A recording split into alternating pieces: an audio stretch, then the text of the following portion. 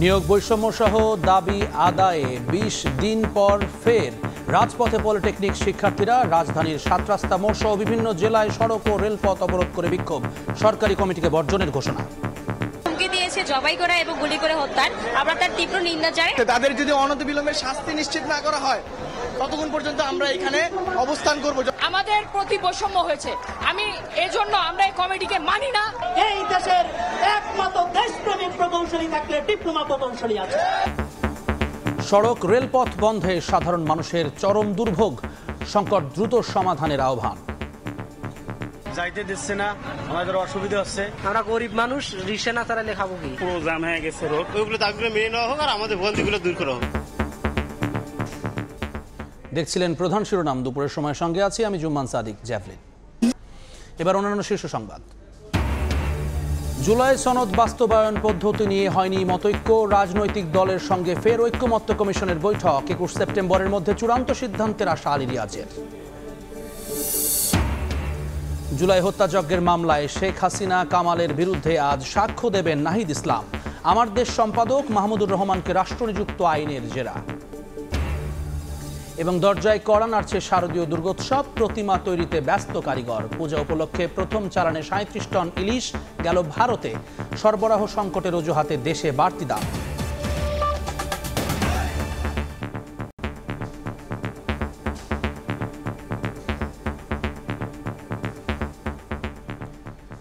নিয়োগ বৈষম্য সহ ৪ দাবিতে ২০ দিন পর ফের রাজপথে পলিটেকনিক শিক্ষার্থীরা। রাজধানীর তেজগাঁও ৭ রাস্তা মোড় অবরোধ করে বিক্ষোভ করছেন কারিগরি শিক্ষার্থীরা। বৈষম্যের অভিযোগে সরকারের গঠিত কমিটিকে বর্জনের ঘোষণা দিয়েছেন তারা। এদিকে সড়ক বন্ধে যানজটে চরম ভোগান্তিতে পড়েছেন সাধারণ মানুষ।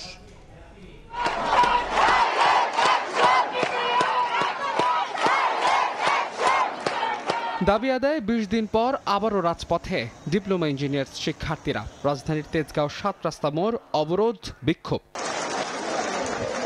বুধবার সকালে বিভিন্ন স্লোগানে মিছিল নিয়ে ৭ রাস্তা মোড়ে আসতে থাকেন কৃষি ডিপ্লোমা সহ আশেপাশের বিভিন্ন পলিটেকনিক ইনস্টিটিউটের শিক্ষার্থীরা। আন্দোলনের সঙ্গে একাত্মতা জানান শিক্ষকরাও। নবম গ্রেডের পরীক্ষা দিয়ে পাস মার্ক যারা পায় না তারাই শুধুমাত্র দশম গ্রেডের পরীক্ষা দেওয়ার জন্য আন্দোলন করে।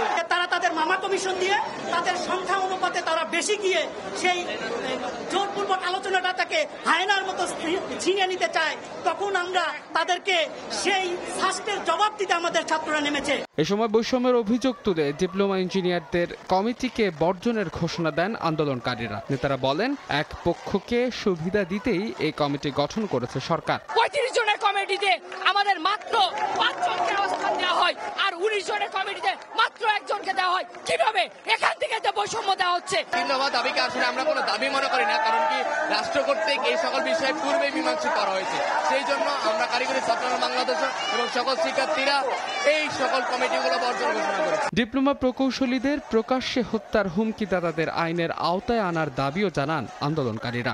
দাবি মানা না পর্যন্ত কর্মসূচি চালিয়ে যাওয়ার হুঁশিয়ারি তাদের। বিএসসি ইঞ্জিনিয়ার ভাইরা তারা যে আমাদেরকে প্রকাশ্যে হুমকি দিয়েছে জবাই করা এবং গুলি করে হত্যার, আমরা তার তীব্র নিন্দা জানাই। গুরুত্বপূর্ণ সড়কটিতে যান চলাচল বন্ধ থাকায় বিপাকে পড়েন সাধারণ মানুষ। যদিও গাড়ি ঘুরিয়ে বিকল্প সড়ক ব্যবহারের পরামর্শ দেন তারা। এদিকে যে কোনো ধরনের অপ্রীতিকর পরিস্থিতি মোকাবেলায় শক্ত অবস্থানে আইন শৃঙ্খলা বাহিনী।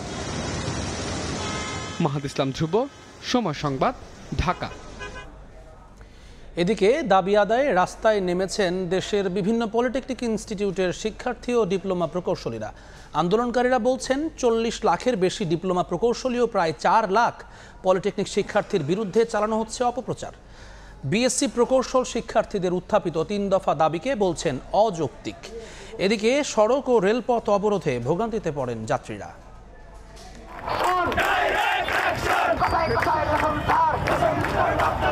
নিয়োগ বৈষম্য সহ ৭ দফা দাবিতে রাজপথে পলিটেকনিক ইনস্টিটিউটের শিক্ষার্থী ও ডিপ্লোমা প্রকৌশলীরা। দেশের বিভিন্ন স্থানে সড়ক, মহাসড়ক ও রেলপথ অবরোধ করে বিক্ষোভ করেন তারা। বুধবার সকালে দিনাজপুর, ফেনী, রাজশাহীতে রেলপথ অবরোধ করেন পলিটেকনিক শিক্ষার্থীরা। দাবি আদায়ে দেন বিভিন্ন স্লোগান। ফুলবাড়ী বাসস্ট্যান্ড সংলগ্ন রেল অবরোধের কারণে দুর্ভোগে পড়েন যাত্রীরা। যে 3 দফা ছিল যেটা সম্পূর্ণ অযৌক্তিক, যেটা ভিত্তিহীন এক 3 দফা আদায় দিয়ে নানাভাবে আমাদের ডিপ্লোমা সেক্টরের সকল শিক্ষার্থীকে এবং আমাদেরকে ডিপ্লোমা সেক্টরকে ব্যঙ্গ করে তারা কথা বলেছে। উপসহকারী প্রকৌশলী পদ নিয়ে ষড়যন্ত্র ও বিএসসি প্রকৌশলীদের 3 দফার প্রতিবাদে গাজীপুরে ছিল মহাসড়ক ব্লকেট কর্মসূচি। ঢাকার সঙ্গে ময়মনসিংহ সহ বেশ কয়েকটি জেলার যোগাযোগ ব্যাহত হয়। সড়কে তৈরি হয় দীর্ঘ যানজট। বরিশাল, যশোর ও গোপালগঞ্জেও ব্লকেট কর্মসূচি পালন করেন পলিটেকনিক শিক্ষার্থীরা। 24 সেপ্টেম্বর বরিশালের অশ্বিনী কুমার হলে বিভাগীয় মহাসমাবেশের ঘোষণা দেন আন্দোলনকারীরা। তাদের যদি 3 দফা মানা হয় তাহলে আমাদের যে সরকারি 50টা পলিটেকনিক এবং বেসরকারি 600+ পলিটেকনিক এগুলি বন্ধ ঘোষণা করুন। যতদিন পর্যন্ত আমাদের এই 7 দফা বাস্তবায়ন করা না হবে আমরা বিভিন্ন কর্মসূচি পালন করব এবং রাজপথেই অবস্থান করব। আমরা যা চাই সকলেই একটা চাকরি পাওয়ার পর প্রমোশন নিতে, কিন্তু তারা চাচ্ছে যাতে ডিপ্লোমা ইঞ্জিনিয়াররা 10ম গ্রেড থেকে প্রমোশন না পায়। এটা কেমন দাবির ভিতরে পড়ে? সাধারণ জনগণের অবরোধ করতে চাচ্ছি না, আমরা জাস্ট তাদেরকে দেখাইতে চাচ্ছি যে আমরা আছি, আমরা চাইলে অনেক কিছু করতে পারি, কিন্তু আমরা করতেছি না। এদিকে মহাসড়ক ও রেলপথ অবরোধের কারণে ভোগান্তিতে পড়েন পথচারী ও যাত্রীরা। দীর্ঘ যানজটের কবলে পড়ে যানবাহন। জনভোগান্তি এড়াতে দ্রুত সরকারকে আলোচনার মাধ্যমে বিষয়টি সমাধানের আহ্বান জানান তারা। যাইতে দিচ্ছে না, আমাদের অসুবিধা হচ্ছে। আমরা গরিব মানুষ, রিকশা না চালালে খাবো কি? পুরো জ্যাম হয়ে গেছে রোড। ওইগুলো দাবিগুলো মেনে নেওয়া হোক আর আমাদের ভোগান্তিগুলো দূর করা হোক। 1 মাস ধরে কয়েক ধাপে আন্দোলন করছেন পলিটেকনিক ইনস্টিটিউটের শিক্ষার্থী ও ডিপ্লোমা প্রকৌশলীরা। খাদিজা স্বপ্না, সময় সংবাদ। এই মুহূর্তে রাজধানীর তেজগাঁওয়ে আছেন সহকর্মী আলামিন তুষার, গাজীপুরে মেহেদী হাসান, গোপালগঞ্জে জয়ন্ত শিরালী এবং রংপুরে আছেন রেদওয়ান হিমেল। সরাসরি প্রথমেই যাচ্ছি তুষারের কাছে। তুষার,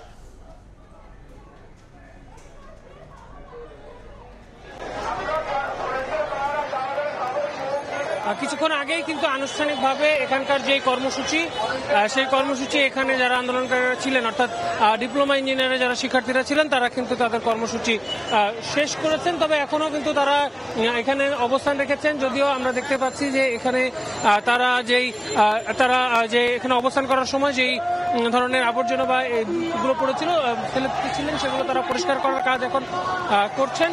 এর বাইরেও তাদের একটা অংশে তারা অবস্থান নিয়েছেন এবং প্রায় 2.5 ঘন্টা মতো 11:30 থেকে 2টা পর্যন্ত সেই আশপাশের সড়কগুলো অবরোধ করে রাখেন তারা। এবং আমরা দেখেছি যে 2টার কিছুক্ষণ আগ থেকেই কিন্তু এখানকার যে সড়কগুলো রয়েছে সেগুলোতে যান চলাচল শুরু হয়েছে। শিক্ষার্থীরা তাদের সড়ক অবরোধের যে কর্মসূচি সেটি থেকে সরে এসেছেন। তবে তাদের যে অবস্থান কর্মসূচি সেটি কিন্তু এখনো আমরা দেখতে পাচ্ছি যে শিক্ষার্থীরা তারা অবস্থান করছেন। তবে আমরা যতটুকু জানতে পেরেছি তাদের এই কর্মসূচি কিন্তু চলমান থাকবে এবং আমরা দেখব যে এখানকার যারা রয়েছেন তারা কিন্তু আমরা এখনো অবস্থান রয়েছে এবং তারা বলছিলেন যে সারা দেশের তাদের যেই কর্মসূচি সেটি কিন্তু চলমান থাকবে যতক্ষণ পর্যন্ত না তাদের দাবি দেওয়া মেনে নেওয়া হবে। তারা আসলে তাদের বিভিন্ন ধরনের কর্মসূচি কিন্তু তারা চালিয়ে যাবেন, এমনটাই কিন্তু আমাদেরকে এখানে যে কারিগরি ছাত্র আন্দোলনের যারা নেতারা রয়েছিলেন তারা কিন্তু কিছুক্ষণ আগে একটি আনুষ্ঠানিক সংবাদ সম্মেলনের মাধ্যমে কিন্তু তারা বলছিলেন। এবং এখানে সার্বিক আইন শৃঙ্খলা এবং যান চলাচল রক্ষার ব্যাপারে কিন্তু এখানে যারা পুলিশ সদস্যরা রয়েছেন তারা কিন্তু এখানে অবস্থান করছেন এবং আমরা পুলিশ সদস্যদেরকে একটি ব্রিফিংও করতে দেখছি। দর্শক নিশ্চয়ই আপনারা সেটি দেখতে পাচ্ছেন। তবে এখানে আমার যে এখানকার পরিস্থিতি দেখে যেমনটা মনে হচ্ছে যে শিক্ষার্থীরা হয়তো খুব দ্রুতই তাদের অবস্থান কর্মসূচিও হয়তো শেষ করবেন, এমনটা কিন্তু এখানে পরিস্থিতি দেখে মনে হচ্ছে। এবং পুলিশ সদস্যরা তাদের সঙ্গে নেগোসিয়েট করে দ্রুত সময়ে এইখানকার যে অবস্থান কর্মসূচির ব্যাপারে হয়তো শিক্ষার্থীদেরকে বলে যেন জনদুর্ভোগ সৃষ্টি না হয় সেই জায়গা থেকে কিন্তু তারা চেষ্টা করছেন, সেটা কিন্তু তারা আসলে চেষ্টা করছেন। তো এই ছিল এখনো পর্যন্ত তেজগাঁ থেকে আমার কাছে এখানকার আন্দোলনের সবশেষ তথ্য। আমরা চলে যাব গাজীপুরে সেখানকার সবশেষ তথ্য জানার জন্য। সেখানে আছেন আমাদের সহকর্মী মেহেদী হাসান। উপসহকারী প্রকৌশলী পদ দিয়ে গাজীপুরের সড়ক, মহাসড়ক, বিক্ষোভ এবং সবকিছু মিলে কিন্তু ক্রমে উত্তাল হচ্ছে পরিস্থিতি। কেননা আমরা গতকালও দেখেছি রেললাইন অবরোধ হয়েছে এবং আজকে গাজীপুর চৌরাস্তার মতো গুরুত্বপূর্ণ একটি জায়গা কয়েক হাজার শিক্ষার্থীরা কিন্তু এই সড়কটি অবরোধ করে রেখেছেন এবং তারা যিনি বলছেন তাদের দাবি যতক্ষণ পর্যন্ত আদায় না হবে ততক্ষণ পর্যন্ত এই কর্মসূচি তারা চালিয়ে যাবেন। আমরা দেখতে পাচ্ছি কেন্দ্রীয় নেতৃবৃন্দ আসলে এখানে বক্তব্য রাখছেন। তারা আসলে তাদের যে দাবি, অর্থাৎ আজকে একটি বৈঠকের ডাক দেওয়া হয়েছিল, সেই বৈঠকে কিন্তু তাদের যে প্রতিপক্ষ বিশেষ করে বিএসসি ইঞ্জিনিয়ার যারা রয়েছেন তাদের 17 জনকে ইনভাইট করা হয়েছে এবং তাদের বিশেষ করে ডিপ্লোমা ইঞ্জিনিয়ার যারা রয়েছেন তাদের 5 জনকে যাওয়ার জন্য জানানো হয়েছে। তবে এখানে তারা বৈষম্য হয়েছে সেটি বলছেন, যেহেতু 17 জনের পাশাপাশি 5 জনকে ডাকা হয়েছে, সেটিকে তারা বৈষম্যমূলক দাবি করে এই মুহূর্তে তারা সেই কর্মসূচি অর্থাৎ সেই বৈঠকটিও প্রত্যাখ্যান করেছেন, এমনটাই তারা বলছেন। অর্থাৎ আলোচনার যে দুয়ার সেটি কিন্তু আজকে রইল না, তারা কিন্তু বৈঠকে বসেনি, এমনটাই কিন্তু বলছেন এখানকার নেতা কর্মীরা, বিশেষ করে এখানকার যারা নেতৃত্ব দিচ্ছেন। এবং এই মুহূর্তে আমরা দেখছি গাজীপুরের মহাসড়ক, অর্থাৎ বিশেষ করে যদি বলি ঢাকা ময়মনসিংহ মহাসড়ক এবং ঢাকা টাঙ্গাইল মহাসড়কের একটি অংশ এই গাজীপুর চৌরাস্তার উপর দিয়ে গিয়েছে এবং সেই সড়কটি এই মুহূর্তে বন্ধ রয়েছে। বন্ধ থাকার ফলে আমরা দেখেছি দুপাশে দীর্ঘ যানজটের দেখা দিয়েছে এবং অসংখ্য যাত্রী ভোগান্তিতে পড়েছেন। তারা সত্যি কথা যদি বলি, তারা এখান থেকে যে হেঁটে হেঁটে রাস্তা পার হবেন সেই জায়গাটুকু নাই। অসংখ্য মানুষ, অসংখ্য চাকরি প্রত্যাশী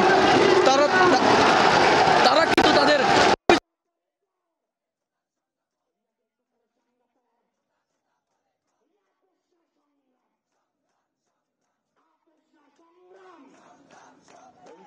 কিন্তু সারা দেশ থেকে ডিপ্লোমা প্রকৌশলী করতে গাজীপুরের শিক্ষার্থীরা এখানে আসেন। তো এখন পর্যন্ত গাজীপুরের সবশেষ পরিস্থিতি যদি বলে উত্তাল এবং শিক্ষার্থীরা ক্ষুব্ধ হয়ে কিন্তু মহাসড়কে বসে রয়েছেন। এই ছিল গাজীপুরের সবশেষ পরিস্থিতি। আমার কাছে এ বিষয়ে আরো খবর জানতে যাবো রংপুরে, সেখানে রয়েছেন সহকর্মী রেদওয়ান হিমেল। কলেজ রয়েছে, সেই কলেজ থেকে বের হয়ে রংপুর নগরীর যে শাপলা চত্বর রয়েছে, সেই শাপলা চত্বরে কিন্তু আজকে বিক্ষোভ মিছিল এবং অবস্থান কর্মসূচি পালন করছেন। আমরা যদি আপনাদেরকে একটু বলে রাখি, তারা যেমনটি বলছেন আমাদেরকে গত 1 মাস থেকে তারা কিন্তু এই ডিপ্লোমা প্রকৌশলীদের যে হত্যার হুমকি প্রতিবাদ ও 7 দফা যে দাবি রয়েছে তাদের, সেই দাবির আদায়ে রংপুর সড়ক কিন্তু অবরোধ করছে এই রংপুরের এই পলিটেকনিকের শিক্ষার্থীরা। আমরা জানি যে বুধবার কিন্তু সন্ধ্যা দুপুর থেকে যে মিছিল নিয়ে কিন্তু তারা নগরের শাপলা চত্বরে আসে, সেই শাপলা চত্বরে এসে কিন্তু অপরাধ করে ডিপ্লোমা খাতে যে বিসিএস ধারীরা রয়েছে তারা কিন্তু ষড়যন্ত্র বন্ধের কিন্তু তারা দাবি তোলেন। তারা এ সময় কিন্তু আন্দোলনরত শিক্ষার্থীরা আমাদেরকে যেমনটি জানিয়েছেন যে ডিপ্লোমাধারীরা যারা রয়েছে তাদের ক্ষেত্রে যে সরকার কর্তৃক স্বীকৃত 9ম ও 10ম গ্রেডের অগ্রাধিকার থেকে বঞ্চিত করতে ষড়যন্ত্র করছে বিকেএস প্রকৌশলীরা। সেই দাবি কিন্তু তারা একের পর এক তারা ডিপ্লোমাধারীরা রয়েছে তারা 7 দফা আন্দোলনকে বানচাল করতে অযৌক্তিক যে 3 দফা দাবি তুলেছে এই কর্মক্ষেত্রে তারা কিন্তু হুমকি দিয়ে যাচ্ছে। এবং তারা আরেকটি বিষয় বলছে, এই হুমকি তাদের আইনের আওতায় এনে তারা দৃষ্টান্তমূলক শাস্তির দাবি জানিয়েছে এবং এই দাবি না আদায় পর্যন্ত কিন্তু আন্দোলন চলবে বলে তারা কিন্তু আমাদেরকে জানিয়েছেন। এক্ষেত্রে আরেকটি বিষয় বলে রাখি, একই সাথে প্রকৌশলী সেক্টরে যে পেশাগত সমস্যা নিরসন রয়েছে, গঠিত অসম কমিটি ডিগ্রি প্রকৌশলীদের 3 দফা দাবি সেটাও কিন্তু প্রত্যাখ্যান করেছেন এই আন্দোলনকারী শিক্ষার্থীরা। তারা যেমনটি বলছেন, এই দাবি যদি না আদায় হয় সেক্ষেত্রে কিন্তু সামনের দিনে আরো কঠোর আন্দোলনের হুঁশিয়ারি যারা দিবেন। এ সময় কিন্তু আমরা দেখেছি শাপলা চত্বরে এই 2 ঘন্টা ব্যাপী এই বিক্ষোভ আন্দোলন এবং এই কর্মসূচি চলছে। সেই চলার কারণে কিন্তু আমরা দেখেছি নগরীর যে 4টি প্রবেশ দ্বার রয়েছে শাপলা চত্বর মোড়ে শত পরিবহন কিন্তু আটকা পড়ে কিন্তু জনদুর্ভোগের সৃষ্টি হয়েছে। সেক্ষেত্রে আমরা দেখেছি তারা যেমনটি বলছেন, আমাদেরকে কিছুক্ষণ আগে তারা বলছেন তাদের যে যৌক্তিক দাবি, সেই দাবি যদি না মানা হয় তাদের কিন্তু সামনের দিনে আরো কঠোর আন্দোলন কিন্তু তারা ঘোষণা দিবেন। তো আমার রংপুর থেকে এই ছিল পলিটেকনিক শিক্ষার্থীদের যে আন্দোলন দীর্ঘ সমাজে তার সর্বশেষ। এখন আমি চলে যাচ্ছি গোপালগঞ্জে, আমার গোপালগঞ্জ সহকর্মীর কাছে।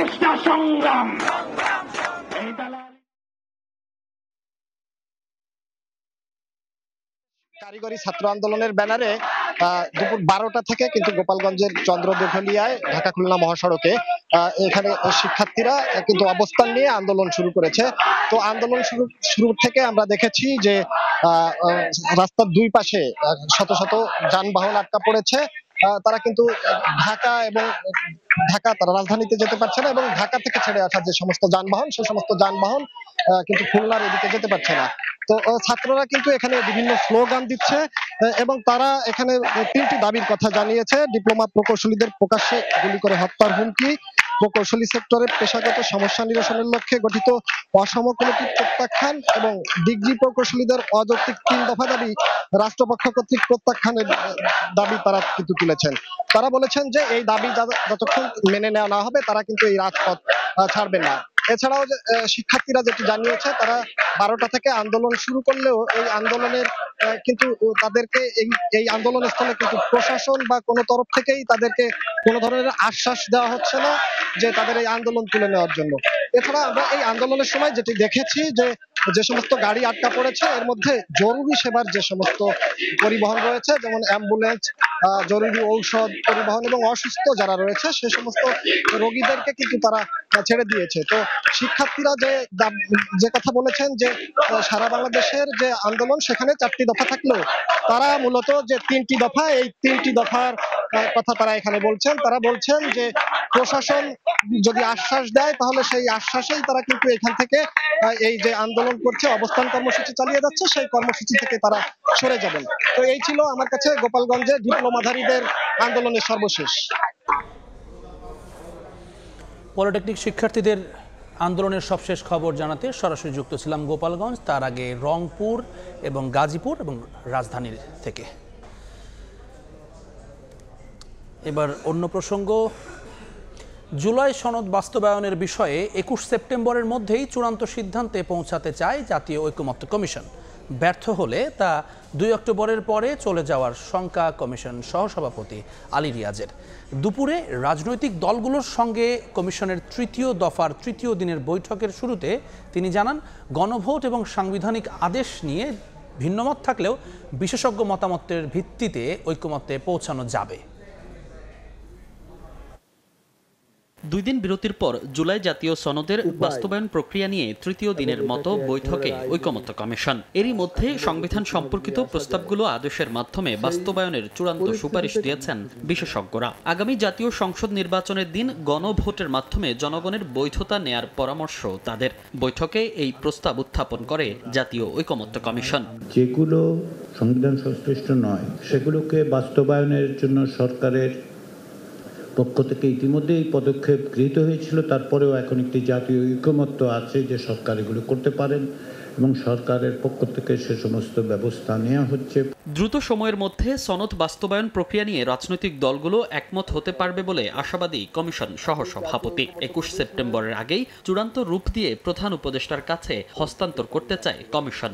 21 তারিখের আগে যদি আমরা একমত হতে পারি বা বিকল্পগুলো নিশ্চিত হতে পারি তাহলে আমাদের জন্য কমিশনের পক্ষ থেকে সেটা তাকে উপস্থাপন করা সম্ভব হবে। অন্যথায় আমাদেরকে কিছুটা সময় নিতে হবে, যেহেতু তিনি উপস্থিত থাকবেন না। অন্যথায় আমাদের একটু সময় নিয়ে 2রা অক্টোবর বা তৎপরবর্তী সময়ে ওনার কাছে এটা উপস্থাপন করতে হবে এবং আমি অনুমান করি এটি উপস্থাপনের সময় তার সঙ্গে আমাদের আলোচনাও করতে হবে। 2 ধাপের আলোচনায় রাষ্ট্র সংস্কারের 84টি বিষয়ে একমত হয়েছে রাজনৈতিক দলগুলো। এর মধ্যে মৌলিক সংস্কার 19টি। নির্বাচনের পদ্ধতি সহ কয়েকটি অমীমাংসিত বিষয় রয়ে গেছে নোট অব ডিসেন্টে। মনির হোসাইন, সময় সংবাদ, ঢাকা। এই মুহূর্তে ফরেন সার্ভিস একাডেমিতে আছেন সহকর্মী সানবির রূপল, সরাসরি যাচ্ছি তার কাছে। রূপল,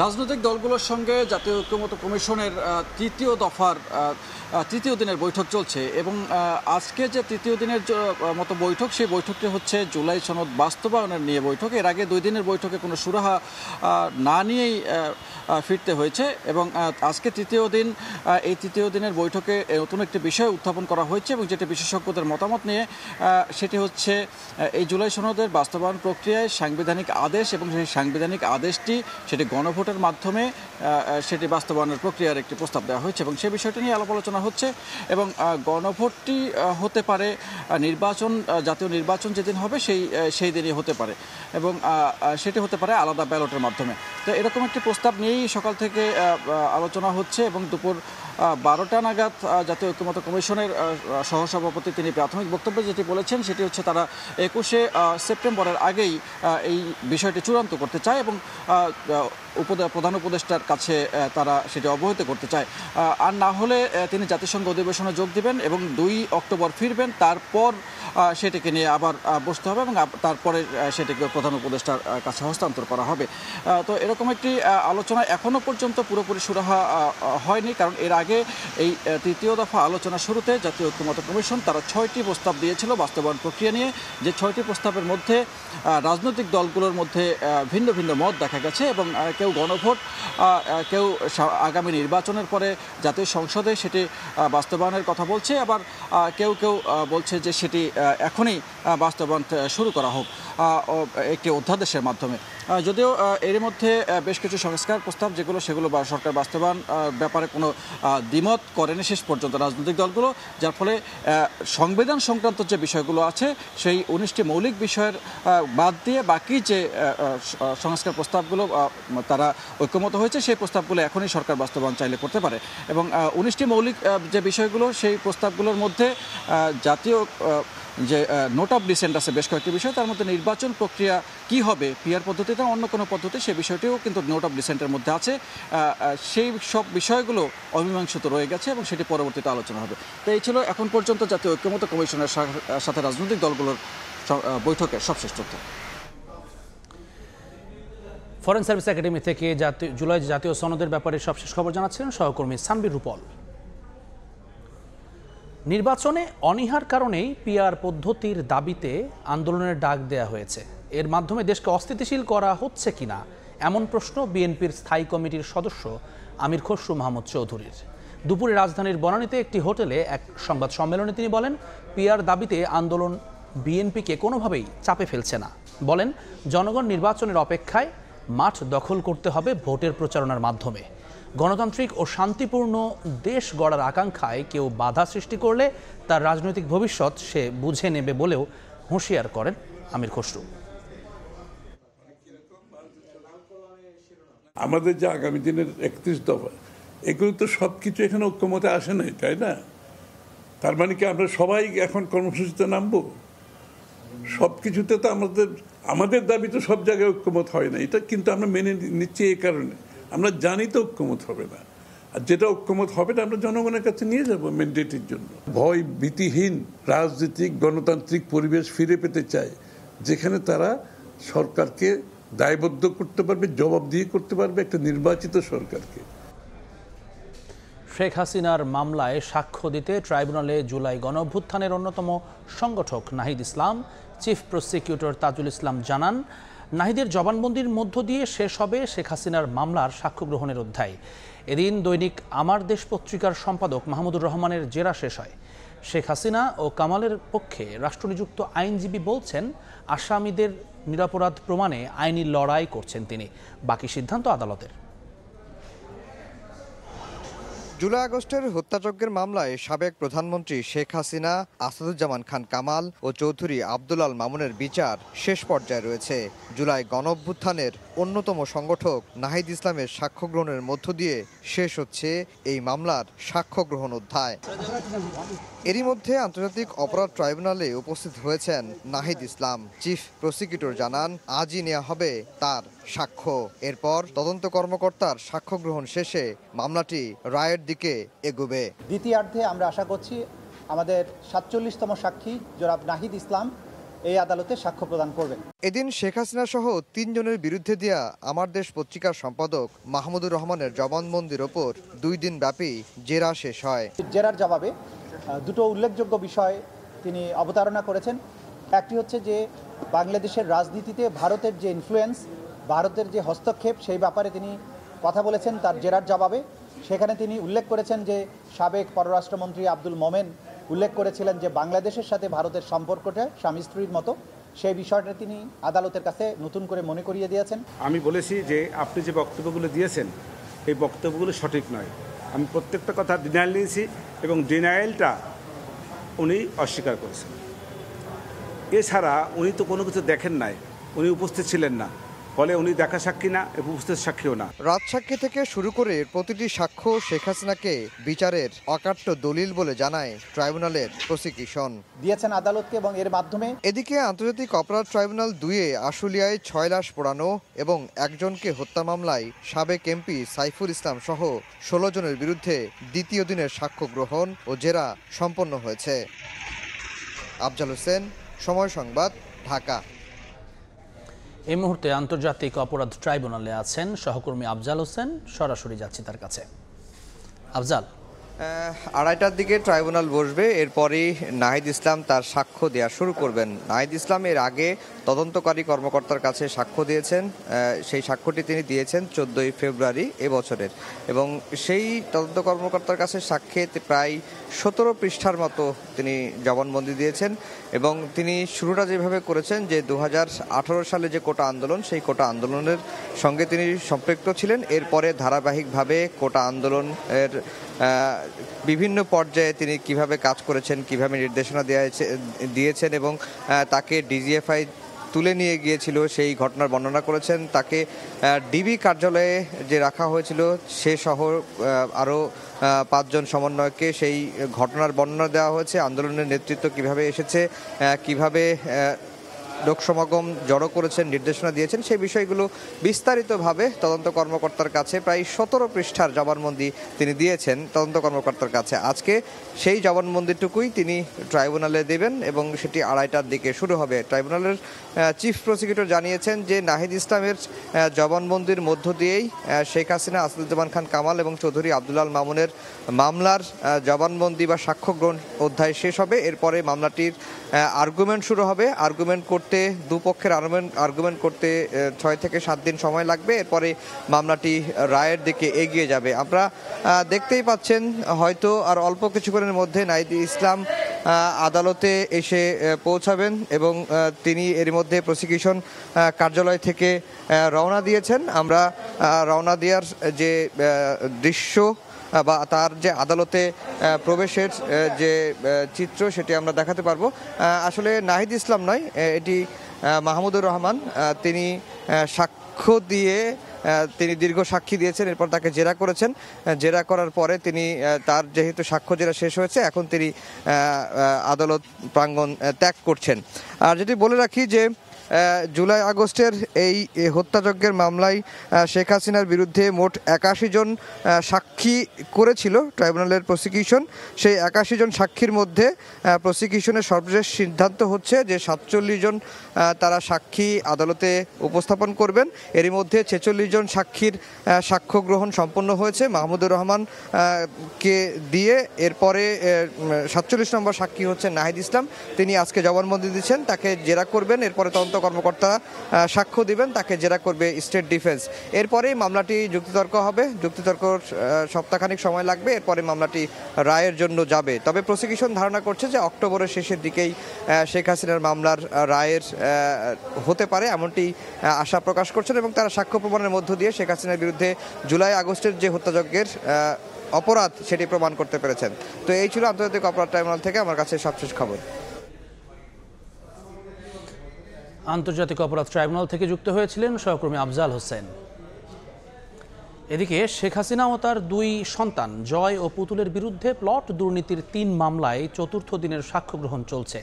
ঢাকার 5ম বিশেষ জজ আদালতে আজ সাক্ষ্য দিচ্ছেন 5 জন।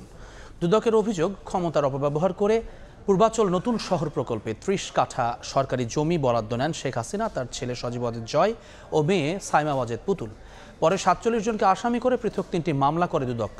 গেল 31 জুলাই এই 3 মামলায় আসামিদের বিরুদ্ধে অভিযোগ গঠন করে বিচার শুরুর আদেশ দেন আদালত।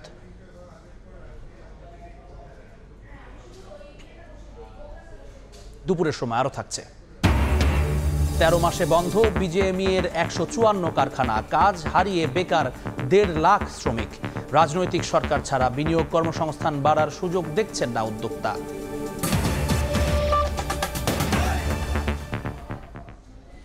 রাকসু নির্বাচনকে ঘিরে প্রার্থীদের প্রচারণায় মুখর ক্যাম্পাস। আর চাকসু নির্বাচনের মনোনয়নপত্র বিক্রির শেষ দিন আজ। এই মুহূর্তে রাজশাহী বিশ্ববিদ্যালয়ে আছেন সাইফুর রহমান রকি এবং চট্টগ্রাম বিশ্ববিদ্যালয়ে আছেন নিগার মেহেরিন রিনি। সরাসরি প্রথমে যাচ্ছি রকির কাছে। রকি, রাকসু নির্বাচনের দিন যত ঘনিয়ে আসছে, প্রচার প্রচারণায় ততই ব্যস্ত সময় পার করছেন প্রার্থীরা। রাজশাহী বিশ্ববিদ্যালয়ে এখন ঝুম বৃষ্টি হচ্ছে, এই বৃষ্টির মধ্যেই কিন্তু যারা প্রার্থী আছেন তারা এই প্রচার প্রচারণা চালাচ্ছেন। আপনারা দেখছেন যে রাজশাহী বিশ্ববিদ্যালয়ের যে পরিবহন মার্কেট আছে সেখানে রাকসুর দুইজন প্রার্থী আছে, আবু ইয়াকুব এবং এখানে রাহুল আগরওয়াল প্রভাত নামের দুজন প্রার্থী, তারা প্রচার প্রচারণা চালাচ্ছেন। তারা দুইজনে এখানে রাকসুতে সদস্য পদে নির্বাচনে অংশ নিচ্ছেন। আপনারা দেখছেন এই চিত্র কিন্তু পুরো ক্যাম্পাস জুড়ে বিরাজ করছে। আপনাদের কিছু তথ্য জানিয়ে রাখি, এখানে রাজশাহী বিশ্ববিদ্যালয়ের যে শাখা ছাত্র দলের প্যানেল রয়েছে সেই প্যানেলের সমর্থিত যারা প্রার্থীরা তারা কিছুক্ষণ আগে প্রধান নির্বাচন কমিশনার এফ নজরুল ইসলামের সাথে দেখা করেছেন এবং তাদের একটি 6 দফা দাবির একটি স্মারকলিপি দিয়েছেন। এখানে তারা দাবি জানিয়েছেন এখানে ব্যালট বাক্স স্বচ্ছ ব্যালট বাক্স হতে হবে, পাশাপাশি এখানে যারা কালো টাকার বিস্তার করছে সেটাই বন্ধ করতে হবে, এখানে সব ধরনের যে বিরিয়ানি পার্টি বা খিচুড়ি পার্টি চলছে হলে হলে সেগুলো বন্ধ করতে হবে, সাইবার বুলিং হচ্ছে মেয়েদের ক্ষেত্রে সেগুলো বন্ধ দাবি জানিয়েছেন এবং সুষ্ঠু অবাধ গ্রহণযোগ্য নির্বাচনের দাবি জানিয়েছেন। পাশাপাশি তারা যে দাবি আরেকটি জানিয়েছেন সেই দাবির মধ্যে ছিল যে এই যারা সংবাদকর্মী রয়েছেন তারা যেন গোপন যে বুথ কেন্দ্র রয়েছিল সেই এই গোপন কক্ষ ছাড়া সব জায়গায় যেন সংবাদকর্মীরা স্বচ্ছভাবে নিউজ এবং সংবাদ প্রচার করতে পারেন সেই ব্যবস্থা বিশ্ববিদ্যালয় যে কর্তৃপক্ষ সেই ব্যবস্থা যেন করে, এই দাবিগুলো জানিয়েছেন। এর আগেই কিন্তু বিশ্ববিদ্যালয়ের জাতীয়তাবাদী শিক্ষক ফোরামের শিক্ষকরাও কিন্তু প্রায় একই ধরনের দাবি দেওয়া করেছেন এবং সুষ্ঠু এবং অবাধ এবং গ্রহণযোগ্য নির্বাচনের জন্য কিন্তু তারা দাবি জানিয়েছেন এবং প্রধান নির্বাচন কমিশনার তাদেরকে সেটি আশ্বস্ত করেছেন নির্বাচন সুষ্ঠু এবং গ্রহণযোগ্য হবে। তো এই ছিল এখন পর্যন্ত আমার কাছে রাজশাহী বিশ্ববিদ্যালয় থেকে রাকসু নির্বাচনের প্রচার প্রচারণার সর্বশেষ। এখন আমরা চলে যাচ্ছি চট্টগ্রামের সহকর্মী রিনির কাছে। চট্টগ্রাম বিশ্ববিদ্যালয়ের কেন্দ্রীয় ছাত্র সংসদ ও হল সংসদ নির্বাচনের যে মনোনয়নপত্র সেই মনোনয়নপত্র জমা এবং বিতরণের সময়সীমা বৃদ্ধি করা হয়েছে। আজকে বিকাল 5টা পর্যন্ত মনোনয়নপত্র সংগ্রহ করা যাবে এবং আগামীকাল বিকাল 5টা পর্যন্ত মনোনয়নপত্র জমা দিতে পারবেন মনোনয়ন প্রত্যাশীরা। নির্বাচন কমিশন থেকে বলা হয়েছে যে গতকালও আসলে বেশ কয়েকটি শিক্ষার্থীদের সংগঠন থেকে তার কাছে আবেদন করা হয়েছে এবং আজকে সকাল 11টার দিকেও বিশ্ববিদ্যালয়ের যে শাখা ছাত্র দল রয়েছে তারাও একটি আবেদনপত্র দিয়েছে।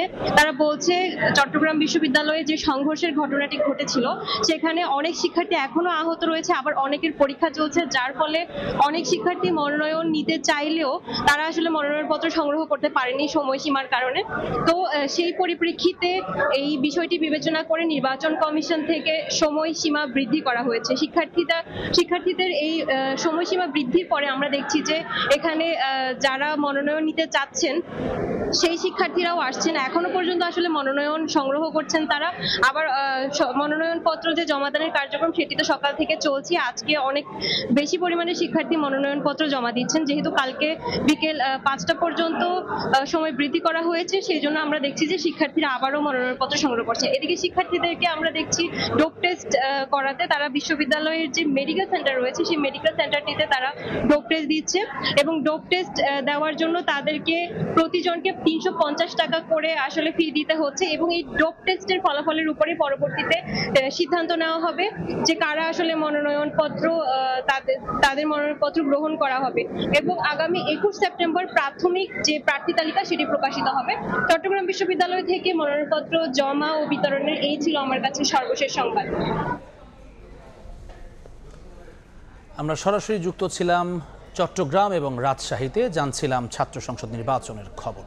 দুপুরের সময় আরও থাকছে এশিয়া কাপের সুপার 4-এ খেলতে আফগান লঙ্কা ম্যাচের দিকে তাকিয়ে বাংলাদেশ। স্লগ ওভারের পারফরম্যান্সে হতাশ সাবেক অধিনায়ক মিনহাজুল আবেদিন নান্নু।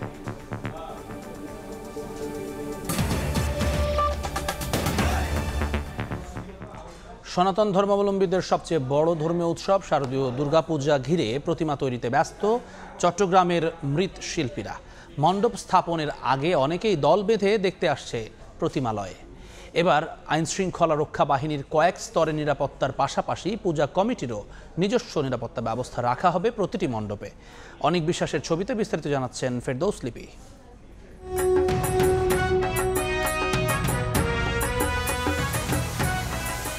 দরজায় কড়া নাড়ছে সনাতন ধর্ম অনুসারীদের সবচেয়ে বড় উৎসব দুর্গাপূজা। তাই চট্টগ্রাম নগরীর প্রতিমালয়গুলোতে দম ফেলানোর ফুরসত নেই মৃৎশিল্পীদের। ইতিমধ্যে শেষ খড় কাদামাটি দিয়ে মূর্তি তৈরির মূল অবকাঠামোর কাজ। অনেক কারখানায় আবার তুলির ছোঁয়ায় পূর্ণ রূপ পেয়েছে দৃষ্টিনন্দন সব প্রতিমা। সময় কম থাকায় দিনরাত চলছে প্রতিমা গড়ার কাজ। পুজো খুব কাছাকাছি সময়, এবার অল্প সময়ের মধ্যে আমাদের খুব তাড়াহুড়োর মধ্যে আছি। সারা বছর এই মার কাজ করি, এটা নিয়ে আমাদের ব্যস্ততা। পুজোর আমেজ সনাতন অনুসারীদের মাঝে, তাই মণ্ডপে স্থাপনের আগে অনেকেই দল বেঁধে প্রতিমালয়ে আসছেন মূর্তি নির্মাণের কাজ দেখতে। উৎসব আনন্দে দুর্গাপূজা উদযাপনের প্রত্যাশা তাদের। খুশি, একটা পুজো আমেজ, সব দিকে একটা পুজো গন্ধ। প্রতিমা বানানো দেখাটা খুবই ভালো লাগে। চট্টগ্রাম নগরীতে এবার 287টি মণ্ডপে অনুষ্ঠিত হবে দুর্গাপূজা। প্রশাসন ও আইন শৃঙ্খলা রক্ষাকারী বাহিনীর কয়েক স্তরে নিরাপত্তার পাশাপাশি পূজা কমিটিরও নিজস্ব নিরাপত্তা ব্যবস্থা রাখা হবে প্রতিটি মণ্ডপে। প্রত্যেক আঞ্চলিক কমিটিকে আমাদের স্বেচ্ছাসেবক বাহিনী নিয়োগ দিতে হবে। আইডি কার্ড এবং তাদের নাম ঠিকানা আমাদের মহানগর পূজা পরিষদ এবং আমাদের বিভিন্ন প্রশাসনকে দিতে হবে।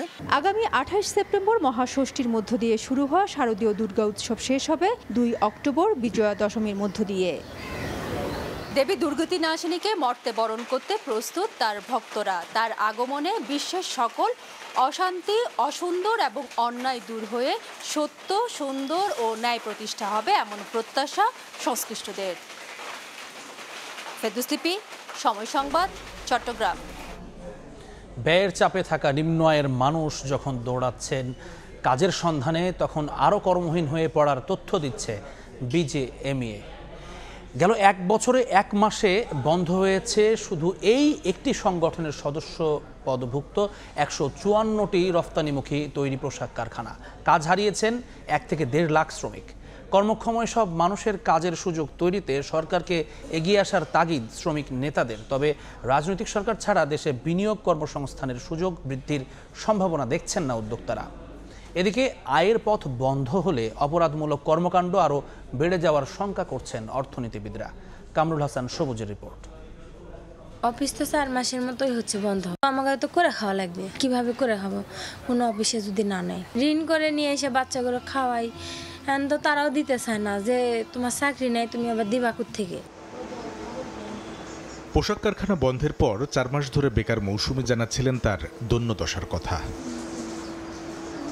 এরই মধ্যে সংসার ব্যয়ের চাপ মাথায় নিয়ে রাজমিস্ত্রি হয়ে গেছেন তার স্বামী পোশাক শ্রমিক মনিরুল ইসলাম।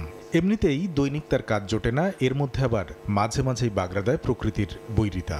রাজমিস্ত্রি কাজ যেমন ধরেন আজকে বৃষ্টি নেই, বৃষ্টি হচ্ছে, আজকে কাজ হয়নি, 2 দিন হয় 3 দিন বসে থাকে। গার্মেন্টসে গেটে যাই, কিন্তু গেটে যাওয়ার লাভ নাই, লোক নেয় না।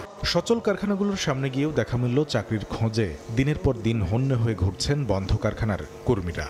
ফ্যাক্টরির সামনে আমরা ঘুরতে আসছি, কোথাও নিয়োগ নাই। আমার চাকরি হচ্ছে না, আমাদের তো বাঁচতে তো হবে। কত মানুষ বেকারত্ব ঘুরতেছে। মেয়ে মানুষের তাও 2-1টা টানে, কিন্তু ছেলে মানুষ একদমই টানে না। কারখানা বন্ধ হয়ে গেছে, বাট আমাদের ভ্যাকান্সি তো বাড়ে নাই। তথ্য বলছে গত বছরের 5 আগস্টের পর থেকে চলতি মাসের প্রথম সপ্তাহ পর্যন্ত শুধু বিজিএমই এর সদস্যভুক্ত কারখানাই বন্ধ হয়েছে 154টি। এতে কাজ হারিয়েছেন প্রায় 2 লাখ শ্রমিক। এর মধ্যে 20 থেকে 30% অন্য কারখানায় কাজের সুযোগ পেলেও বেকার হয়েছেন বাকিরা। বন্ধের পথে রয়েছে আরও অন্তত 20টি কারখানা। দিন শেষে এই শ্রমিকগুলো কিন্তু আমাদের সমাজের জন্য, রাষ্ট্রের জন্য বোঝা হয়ে যাচ্ছে। এটা বন্ধ করার জন্য আমাদের সকল স্টেক হোল্ডারদেরকে একটা সোশ্যাল ডায়ালগে আসা উচিত। কোনোভাবেই রাজনীতির কারণে যেন কারখানা বন্ধ না হয়ে যায়। কারখানা বন্ধের পরিসংখ্যান উদ্বেগ বাড়ালেও উদ্যোক্তারা বলছেন কর্মসংস্থান তৈরিতে দরকার রাজনৈতিক সরকার। 5 আগস্টের পরে বেশ কিছু ফ্যাক্টরি বন্ধ হয়ে গেছে বিভিন্ন কারণে। বিশ্ব জানে যে এখানে কোনো স্থিতিশীল সরকার নেই, যে কোনো টাইমে পরিবর্তন হতে পারে, যার পরিপ্রেক্ষিতে তেমন কোনো ইনভেস্টমেন্ট আসছে না। অর্থনীতিবিদদের শঙ্কা, ক্রমাগত কাজের সুযোগ কমলে সমাজে বাড়তে পারে অপরাধমূলক কর্মকাণ্ড। যখন একটা কারখানা বন্ধ হয়ে যায় তখন শ্রমিকরা যে অন্য জায়গায় যে যাবেন সেইটা সংকুচিত হয়ে আসছে, এবং এটার ফলে অবশ্যই একটা তো তাদের জীবন মানের উপরে এটার অবনমন হয়েছে। অনেক সময় এইসব কারণে অপরাধের মাত্রাও বেরিয়ে যায়। যখন দেশের সবচেয়ে বড় শিল্প খাতে কমে কর্মসংস্থানের সুযোগ, তখন চাপ বাড়ে অন্য খাতে। কিন্তু অন্য খাত কি এই বাড়তি চাপ নিতে প্রস্তুত? এমন প্রশ্ন সামনে এনে রাজনৈতিক দূরদর্শিতা ও অর্থনৈতিক প্রত্যাশাকে এক বিন্দুতে মিলিয়ে কর্মপরিকল্পনা সাজানোর তাগিদ দিচ্ছেন সংশ্লিষ্টরা। কামরুল হাসান সবুজ, সময় সংবাদ, আশুলিয়া, ঢাকা। এ পর্যায়ে শীর্ষ সংবাদগুলো জানিয়ে দিচ্ছে আরেকবার।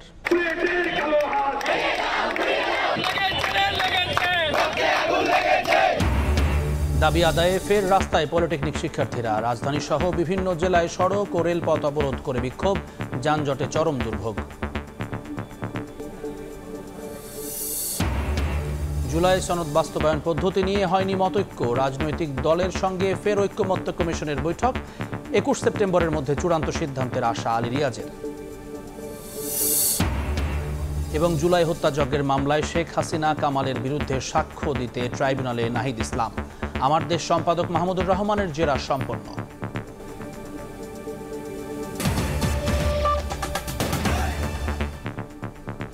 এই ছিল দুপুরের সময় সংবাদ নিয়ে ফিরছে কিছুক্ষণ পরেই, সঙ্গে থাকুন সময়।